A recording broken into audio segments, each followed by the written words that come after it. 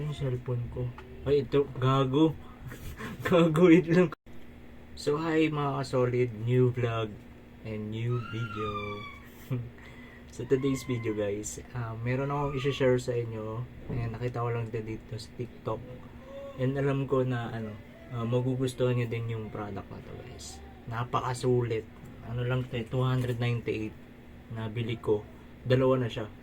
And nakatulong siya sa akin kasi nga gusto ko siyang ma-organize na maayos yung mga IDs natin, yung mga papel, yung mga ganyan. And cellphone pwede ilagay dito guys. And nakita ko na may iba-ibang kulay. And pinili ko yung kulay brown kasi napaka-aesthetic tignan. Na nakakasawa na kasi yung kulay black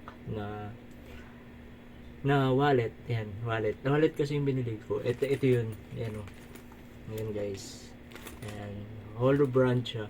Ayan, hollow brand. Kung hindi nyo pa nakikita to, yung brand na to sa TikTok, yan, makikita nyo naman sa layer basket ko guys. Ayan guys, kung bubuksan nyo guys, ayan, may isang zipper yan dyan. May zipper. And then, ayan, meron sa loob. Ang dami guys, oh. Ayan, sa loob. Makikita nyo yun guys.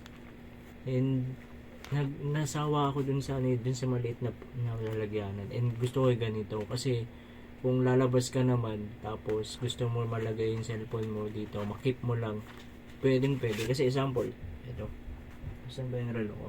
Ay, yung cellphone, nakawala. Saan yung cellphone ko? Ay, ito, gago. Gago, wait lang. Hinahanap ko yung cellphone ko.